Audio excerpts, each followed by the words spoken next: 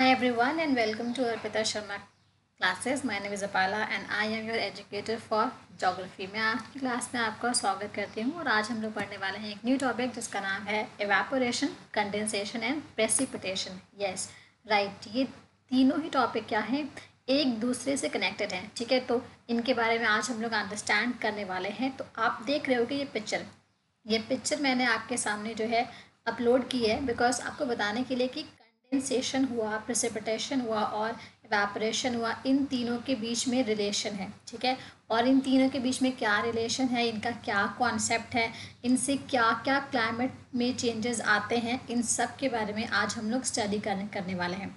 आपने एक चीज़ ध्यान दी होगी, this blue is ocean. Ocean या वाटर बॉडी बोलना ज़्यादा अच्छा होगा. ये ब्लू वाला आपका क्या है, ये वाटर बॉडी है. ठीक है, और ये क्या है, ये आपका लैंड है. ओके, तो बेसिकली इन तीनों में क्या कनेक्शन है, क्या क्या रिलेशन है, आइए इसको जानते हैं.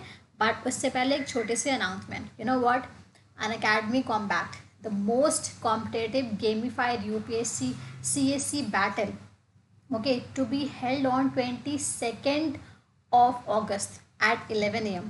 ठीक है, so for that you can enroll for free. Link is in the description box below the video, and for that and you can use Arpita 10, that is code, to unlock the plus experience for free and start learning from the best. And now the question is how to enroll in the quizzes for free. So for that you have to download the Unacademy Learning app, register and sign in on the app. Select the goal as UPSC CSC, click on the link above and then on enroll now. When promoted, please enter the code ARPADA10 to activate your free plan. Okay.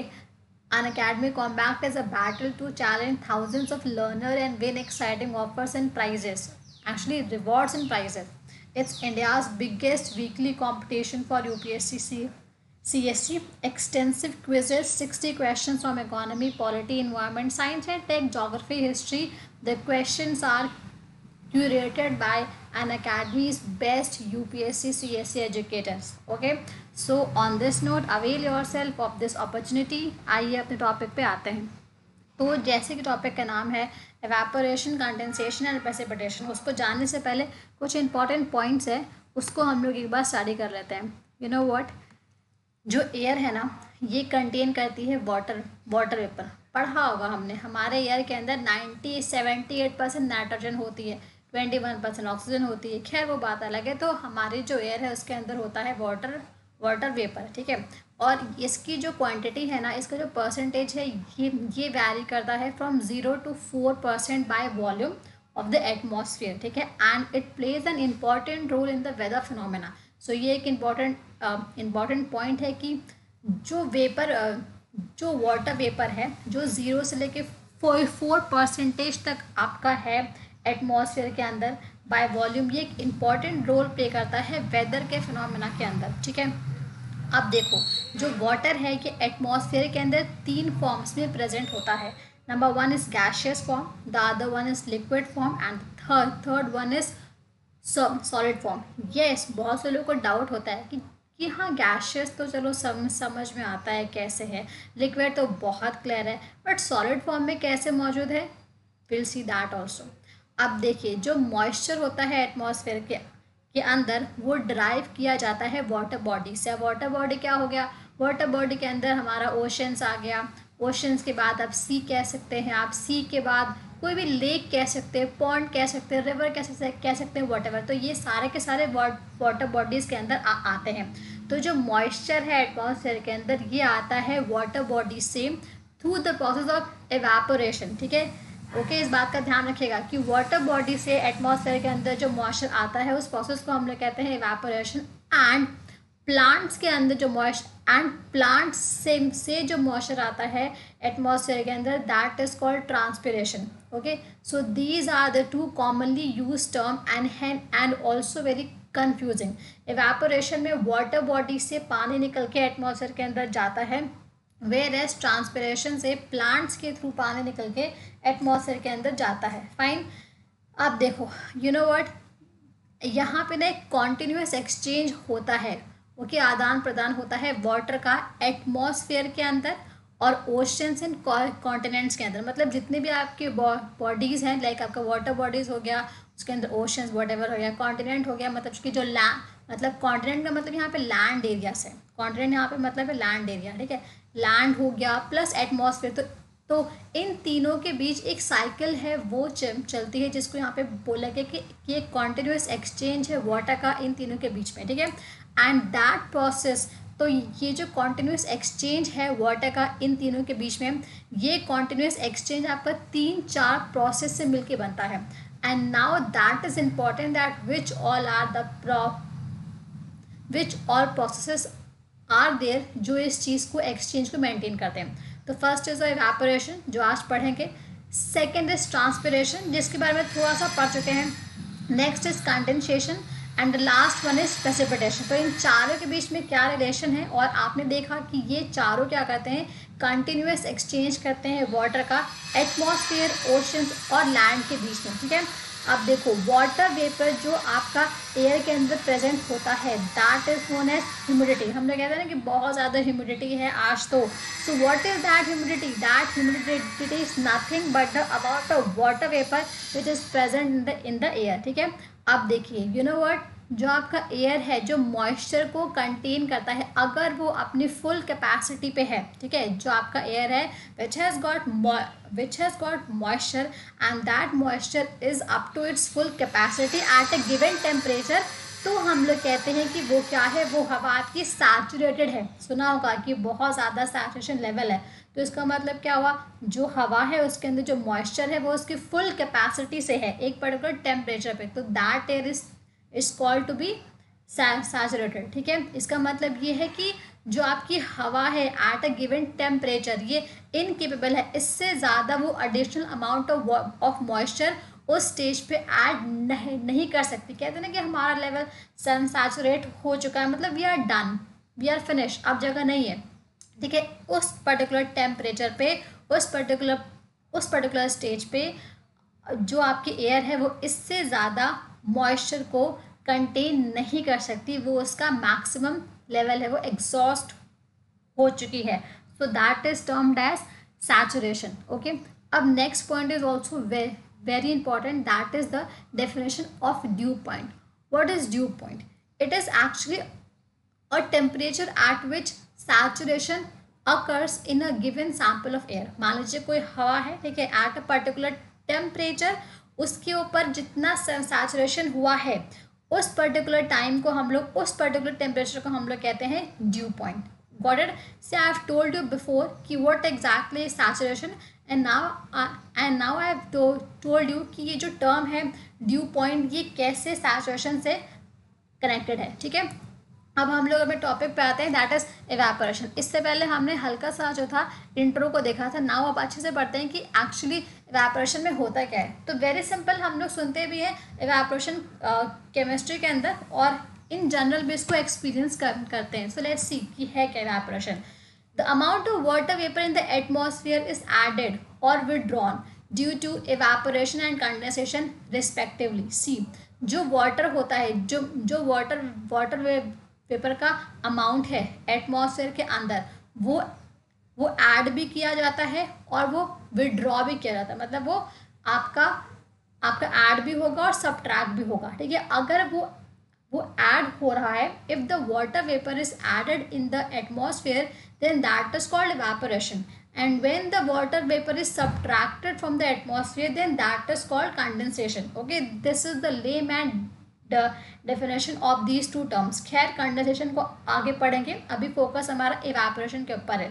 अब देखिए, evaporation is basically a process by which water is transformed from liquid to gaseous state। जो liquid state होता है उससे अगर हमारे पास gaseous state में water बदल जाता है, so that is called evaporation, and in this particular case in evaporation heat is the main cause। obvious सी बात, अगर हम लिक्विड को हम हीट करते हैं तो वो क्या हो जाती है, वो गैशियस फॉर्म में चेंज हो जाती है। So same thing is here also, okay. what we can say is that heat is the main cause for evaporation, and evaporation is a process by which water is transformed from liquid to gaseous state, okay। Okay, now the question is what is the temperature? So see, the temperature at which the water starts evaporating, it is called latent heat of vaporisation. Okay, तो ये पूछता exam है कि what is latent heat of vaporisation. So it is the temperature जहाँ पे water क्या करता है, इवेपोरेट होना स्टार्ट करता है. ओके, तो अब तक हमने क्या देखा, we have seen the definition of evaporation, what is the main cause of evaporation, and then we have seen the temperature at which water starts evaporating. What is that? That is the latent heat of vaporization. Okay, now some other important things जो यहाँ पे हैं वो ये है कि if the temperature is increased, ठीक है, अगर क्या हो जाता है, इंक्रीज हो जाता है टेम्परेचर के अंदर, तो इससे जो वाटर एब्जॉर्प्शन होता है वो भी क्या होता है, इंक्रीज हो जाता है. और जो रिटेंशन कैपेसिटी है वो भी क्या हो जाती है, वो भी बढ़ जाती है. ठीक है, ये तो सिंपल सी बात है, ये लोग क्या आपस में डायरेक्टली प्रोपोर्शनल है. ओके, सिमिलरली क्या होता है कि जो मॉइस्चर कंटेंट होता है वो लो होता है, और जो आपकी एयर होती है उसके पास ये पोटेंशियलिटी होती है कि वो एब्जॉर्व करे और रिटेन करे मॉइस्चर को. ठीक है, तो जो मूवमेंट होता है एयर का वो क्या करता है, वो रिप्लेस करता है सैचुरेटेड लेयर को with in the unsaturated layer. Hence क्या होता है कि हेंस हम लोग ये बोलते हैं कि अगर जो आपका मूवमेंट है एयर का वो ज़्यादा है तो इसका मतलब एवेपोरेशन भी ज़्यादा होगा. अभी जो मैंने पूरा आपको कॉन्सेप्ट बताया, समझ में आया तो अच्छा, नहीं समझ में आया तो और भी अच्छा, because simply we have to understand the term that is कि if the movement of air is greater then the evaporation will also be greater. मतलब ये होता है कि जो मूवमेंट ऑफ एयर होता है this is directly proportional to evaporation. जितना ज़्यादा हवा का मूवमेंट होगा उतना ज़्यादा ही इवेपोरेशन होगा. That is what we have to understand. Okay, ये पूरा पॉइंट इसमें वही दिया हुआ है कि जैसे टेम्परेचर इंक्रीज होगा वाटर एब्जॉर्प्शन भी इंक्रीज होगा, रिटेंशन कैपेसिटी जो है वो भी आपका इंक्रीज होगा. और सिमिलरली बता रखा है कि जो मॉइस्चर कंटेंट है अगर वो लो है तो एयर के पास ये ऑप्शन होता है, ये पावर होता है कि वो और मॉइस्चर को एब्जॉर्व करे और उसको कंटेन करे. ठीक है, और फिर क्या होता है कि हवा का जो मूवमेंट होता है वो सैचुरेटेड लेयर को रिप्लेस कर देता है अनसैचुरेटेड से. मतलब अभी हमारे पास स्पेस है और मॉइस्चर को अटेन करने के लिए. फिर यहाँ पे बोलता है कि फाइनली इसका कंक्लूजन ये है कि जितनी ज़्यादा हवा का मूवमेंट होगा उतना ही ज़्यादा evaporation होगा. ठीक है, so this was all about evaporation. Now will go to the second topic that is condensation. See, condensation क्या होता है, मैंने पहले भी आपको बताया हुआ है. अगर हम वाटर वेपर को सबट्रैक्ट करते हैं, उसको विड्रॉ करते हैं from the atmosphere, then that is called condensation. That was the layman definition. अब हम लोग यहाँ पे प्रोफेशनल में देखते हैं कि क्या डेफिनेशन है. So basically the transformation of water vapor into water is called condensation. अगर क्या हो जा रहा है, वाटर वेपर जो है वो वाटर में चेंज हो जा रहा है, ट्रांसफॉर्म हो जा रहा है, that is called condensation. And condensation होता है अगर लॉस ऑफ हीट हो. सी, इवेपोरेशन में क्या था, heat was the main cause of evaporation, but in condensation में क्या होता है, it is basically caused by the loss of heat. Heat loss होगी तभी कंडेंसेशन जो है वो हमें मिलेगा. ठीक है, सो देखो बात क्या है, व्हेन द मॉइस्ट एयर, जब जो आपकी मॉइस्ट एयर होती है वो कूल हो जाती है तो वो एक ऐसे लेवल पे पहुंचती है जहाँ पे उसके अंदर जो वाटर वेपर को होल्ड करने की कैपेसिटी होती है वो ख़त्म हो जाती है. ठीक है, मैंने क्या बोला, आई हैव टोल्ड यू, जब कोई मॉइस्ट हवा है वो ठंडी हो गई, वो कूल हो गई, तो वो एक ऐसे लेवल पे पहुंचती है जहाँ पे उसके अंदर वाटर वेपर को होल्ड करने की कैपेसिटी क्या हो जाती है, ख़त्म हो जाती है. ठीक है, अब इससे क्या होता है कि जो एक्सेस वाटर वेपर है वो कंडेंस हो जाता है लिक्विड फॉर्म में. जितनी कैपेसिटी थी उसने जो है उतनी होल्ड कर दी, अब उसके पास नई कैपेसिटी है, तो बाकी भी तो वाटर वेपर है वो कहाँ जाएगा, तब ये जो वाटर वेपर है ये कंडेंस हो जाएगा लिक्विड फॉर्म में. Got it. तो ये इसका कॉन्सेप्ट है. अब बताता है इफ इट, अगर वो क्या होता है, अगर वो डायरेक्टली सॉलिड फॉर्म में कंडेंस हो जाए तब हम लोग उसको सब्लिमेशन कहते हैं। ये हमने पढ़ा होगा, जो नैप्थलीन बॉल्स होते हैं या फिर जो कैम्फर होता है, दैट इज कपूर, ये एग्जाम्पल होता है सब्लिमेशन का। तो अगर मान लीजिए बीच में ये लिक्विड फॉर्म ना आए, ठीक है, तो डायरेक्टली वो क्या हो जाए, वो आपका गैस से सॉलिड से गैस बन जाए, then that process is called sublimation. पर यहाँ पे हमें वो नहीं पढ़ना, हमें यहाँ पे कंडेंसेशन पढ़ना है।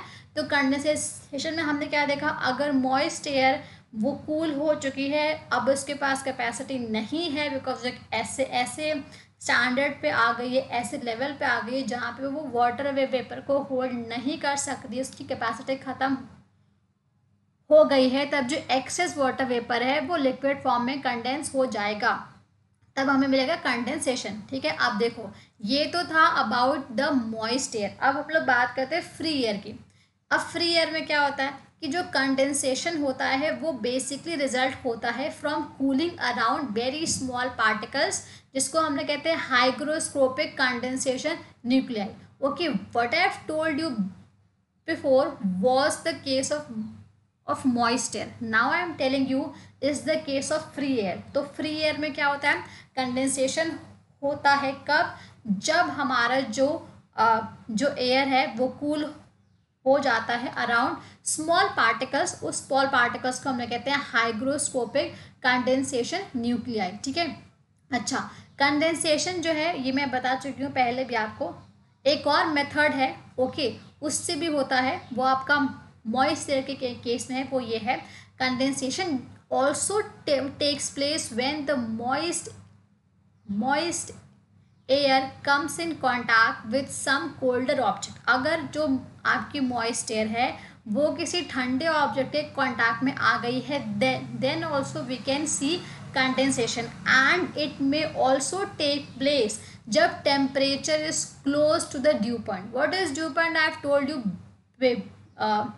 इन द प्रीवियस स्लाइड। ओके, मैंने ड्यू पॉइंट आपको पहले ही बता दिया था, बिकॉज मुझे पता था कि आगे ड्यू पॉइंट आने वाला है। ओके, सो कंडेंसेशन बाकी सारे मेथड से भी हो सकता है। पहला मेथड तो हमने देखा। अब सेकंड मेथड क्या है, जब मॉइस्ट एयर किसी ठंडे ऑब्जेक्ट के कांटेक्ट में आती है तब।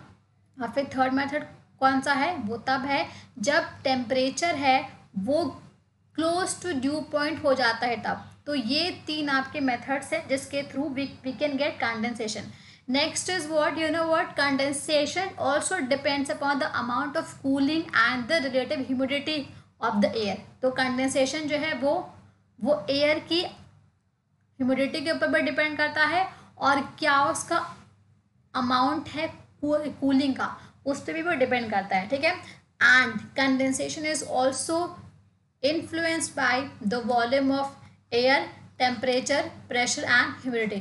Important point to note. Okay, this is an important point कि कंडेंसेशन को कौन कौन इन्फ्लुएंस करता है। तो उसको एयर का टेम्परेचर, एयर का वॉल्यूम, प्रेशर एंड ह्यूमिडिटी, ये सारे पॉइंट्स हैं, ये सारे फैक्टर्स हैं जो कंडेंसेशन को अफेक्ट करते हैं। Next you can see some other important points related to condensation. यहाँ पे मैंने एक छोटा सा पिक्चर लिया हुआ है आप to make you understand. As you can see यहाँ पे ग्लास में आप देख रहे होंगे, यहाँ पे क्या हो रहा है, ये एक वार्म मॉइस्ट एयर है, ये जा रही है, ये कोल्ड ग्लास है और ये कंडेंसेशन है। See this is the process of condensation in a glass. ये तो ग्लास में था, मतलब एक तरह से क्लोज्ड कंटेनर में था। इधर वाला देखो, ये वाला आपका ओपन स्पेस में है। ठीक है, यह आपका ओशन स्पेस है, एंड यू कैन सी कि राइजिंग वेपर्स, ये पार्टिकुलेट मैटर्स हैं। फिर यहाँ पे क्या हो गया है कि जो वेपर है वो आपका धीरे धीरे ये ग्रेजुअली आपका टर्न हुआ है in the tiny water droplets and ice crystal.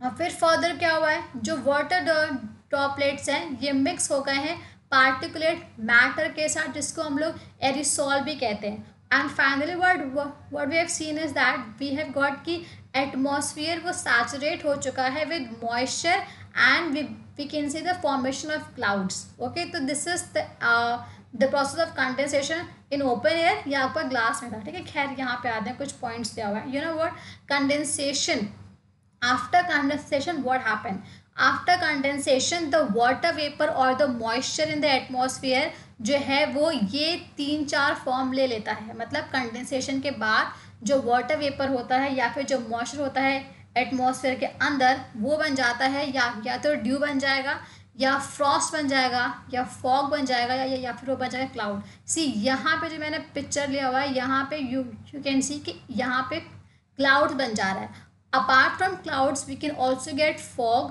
We can also get frost, या फिर ड्यू भी हम लोग को मिल सकता है, ठीक है। And one more important point, और we can say very important point is that condensation takes place when the dew point is lower than the freezing point.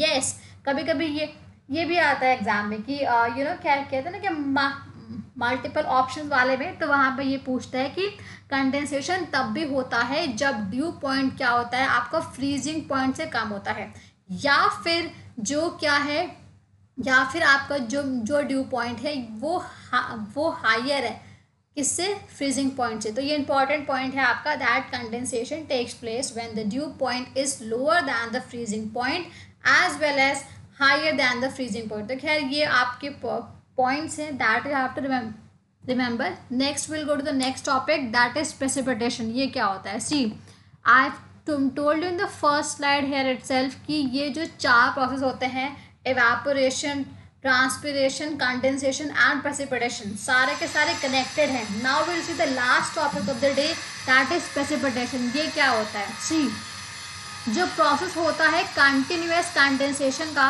In free air, वो क्या करता है, वो हेल्प करता है कंडेंस पार्टिकल को उसकी साइज में ग्रो करने को। मतलब क्या हुआ, अगर कोई प्रोसेस है कंडेंसेशन का वो कॉन्टिन्यूअस है, ओके, फ्री एयर में, that process will help the condense particle to grow in size. and when the resistance of the air fails to hold them, मतलब कि वो नहीं होल्ड कर पा रहा है उस चीज़ को, फिर क्या हो जाएगा, against gravity, okay, because obvious सी बात है gravity also plays a very important role. So when the resistance of the air fails to hold them against the force of gravity, what happens, they fall on the ground on the earth surface. अब question ये है कि वो कैसे fall करते हैं, उनकी speed क्या होती है या फिर वेलोसिटी क्या होती है, कैसा उनका शेप होता है, ये मैटर करता है। तो बेसिकली कॉन्सेप्ट क्या था, कॉन्टिन्यूअस कंडेंसेशन हुआ, ओके, इससे क्या हुआ, जो आपके फ्री एयर में हुआ, कंडेंस पार्टिकल थे उनका साइज ग्रो हुआ। जब तक ग्रो हुआ जब तक वो लोग ग्रेविटी के अगेंस्ट नहीं काम कर पाए, ओके। एक पॉइंट आया जब ग्रेविटी बहुत ज़्यादा एक्सट्रीम स्ट्रांग हो गई, उसने क्या किया, उसने इन सारे पार्टिकल्स को अर्थ की तरफ अट्रैक्ट कर लिया, and these particles end up getting falling on the earth surface, ठीक है। So as we can see is that, so after the condensation of water vapor, the release of moisture is known as precipitation. So what is precipitation? In a simple language we can say that when the process of condensation of water vapor is done, the release of moisture takes place, and that is called precipitation. And precipitation of any form, precipitation can be of any form actually, okay, like it can be liquid or it can be solid water particles, and what they do, they fall from the atmosphere to reach the surface of earth. बहुत ही simple language में जो precipitation है ये liquid का भी form ले सकता है, ये सॉलिड वाटर पार्टिकल्स का भी फॉर्म ले सकता है, जो एटमॉस्फेयर से फॉल होते हैं on the surface of earth because of the gravity, force of gravity, ठीक है। अब देखिए ये आपका पॉइंट रिपीट हुआ है, ओके। नेक्स्ट यहाँ पे क्या है, एग्जाम्पल हम लोग देते हैं। Precipitation in the form of water, अगर हम बात करें प्रेसिपिटेशन को लिक्विड के फॉर्म में, वाटर के फॉर्म में, that is called rainfall, and it happens when the temperature is lower than 0 degree Celsius, ठीक है, सॉरी, ओके, ये थोड़ा सा टाइपिंग मिस्टेक है, ठीक है। प्रेसिपिटेशन जो है वो कब होता है, वो तब होता है फाइन फ्लेक्स ऑफ स्नो के फॉर्म में, जब टेम्परेचर क्या होता है वो ज़्यादा होता है, okay, and that is called snowfall. तो मतलब क्या हुआ, जो प्रेसिपिटेशन है ये स्नोफॉल भी हो सकता है, ये रेनफॉल भी हो सकता है। ये रेनफॉल के फॉर्म में होता है तो ये फॉर्म ऑफ वाटर होता है, ये तब होता है जब टेम्परेचर जो है वो 100 डिग्री सेंटीग्रेड से कम है, एंड प्रेसिपिटेशन जो है वो आपका फाइन फ्लेक्स ऑफ स्नो का फॉर्म लेता है, ओके, जिसको हम लोग स्नोफॉल कहते हैं। ये तब होता है when the temperature is more than 100 degree centigrade, okay. See, so these are the different types of precipitation, like rain अभी बता चुकी हूँ मैं, स्नो बता चुकी हूँ, drizzle is also form of rain, sleet और हेल हो गया। तो ये 5 आपके 4 से 5 जो फॉर्म्स होते हैं ये प्रेसिपिटेशन के होते हैं, ठीक है। लाइक रेन आप लोग जानते हो कि बहुत टाइप्स की होती हैं, खैर वो नहीं पढ़ना है, बस मेन पढ़ना है। स्नो कैसा होता है हम लोग जानते हैं कि स्नो आपका यहाँ पे दिया हुआ है कि प्रेसिपिटेशन अगर हम लोग का फाइन फ्लेक्स ऑफ स्नो के फॉर्म में हो तो हम लोग उसको स्नोफॉल कहते हैं। सो ये हो गया। स्लीट जो है वो स्नो से पतला, ओके, एंड रेन से थोड़ा मतलब कि साइज में बड़ा होता है। हेल हम लोग जानते हैं, हेल स्टॉर्म, ओके। सो यहाँ पे दिया हुआ है कुछ और बातें हैं जो अंडरस्टैंड कर लेते हैं इन शॉर्ट रेन के बारे में, कि रेन बेसिकली क्या होती है, ये होता है falling drops of liquid water, मतलब लिक्विड वाटर आसमान से गिर रहा है, ये होता है, ओके। इसका ये मोस्ट कॉमन फॉर्म है प्रेसिपिटेशन का। नेक्स्ट आते हैं स्लीट पे। ये वो रेन होती है, ये क्या हो जाती है, ये फ्रीज हो जाती है, जैसे ही इसको गिरना होता है ये जम जाती है। So that is called slit. And what is snow? Snow तो हम लोग सब देखते भी हैं और जानते भी हैं, एक्सपीरियंस भी किया हुआ है। ये फॉल करती है when the temperature in the cloud is below freezing, okay. See, it is important. Snow happens when the temperature in the cloud is below freezing. Now we'll come to hail. Hail क्या होता है? Hail is also a form of precipitation. It happens when the drops of rain freezes and strong wind carry them higher into the cloud. तो hail कब होती है? It is a form of precipitation.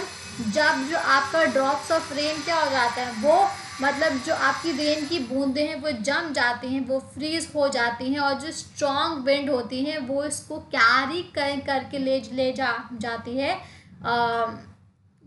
Cloud के पास। तो that is called hello. खैर यहाँ पे इतना हमने नहीं पढ़ना था, हमने जो था ऊपर का देखा, ओके, पॉइंट्स, प्रेसिपिटेशन क्या है क्या नहीं है।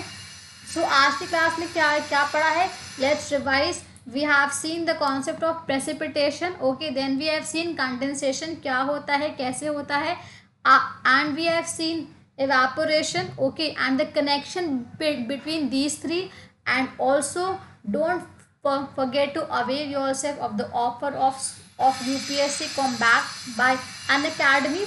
Hurry up and don't forget to subscribe the channel and hit the bell icon so that you can get the latest update. On this note, I would like to wrap up and thank you. I would like to wrap up and thank you so much. Jai Hind, Jai Bharat. Bye bye.